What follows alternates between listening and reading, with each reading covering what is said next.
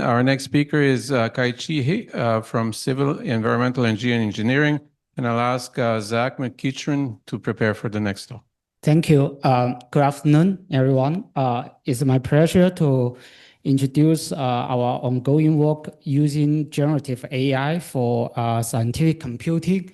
My group is broadly interested in high-fidelity modeling and simulation of a civil and geosystem with understanding the mechanics and the material behavior under multi-physics conditions. So the problem I want to talk about today is about the inverse problem, especially in the geophysics or subsurface engineering, which a broader application like contaminant transportation, groundwater management, or even the hydraulic fracking. And so the task here, the critical task here is to try to infer this spatially heterogeneous connectivity from very sparse geological measurement. For example, here is the hydraulic pressure. So as you can see here, the key difficult is really high dimension of this heterogeneous space parameter space, and also the underlying physics is usually highly nonlinear and is a 3D partial differential equation. So also there is some unique feature in our field is that sometimes you have this crack non-smooth feature. So as you can imagine, conventional inversion method usually is really computational expensive, and sometimes is struggle to how to enforce the physics inside, which is critical in our field. So in the following, I want to share some idea from our group to how to utilize AI to mitigate this problem.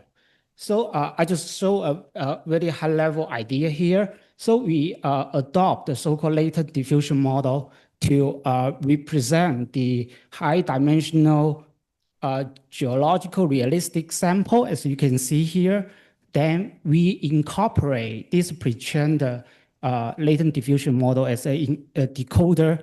So our group developed a differentiable final volume solver such that we can build in the pipeline for this end-to-end gradient optimization.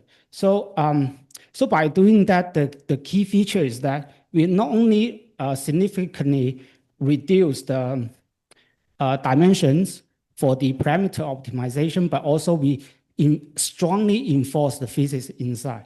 So I show some data below. So you can see this generative AI actually do a very good job. It captures the interface very well. And also we have some inverse tests here as you show. If you consider right now, we don't use any data about this connectivity field. We only use, I believe it's 16 by 16 indirect hydraulic head data. And if we consider that, actually is quite a good result.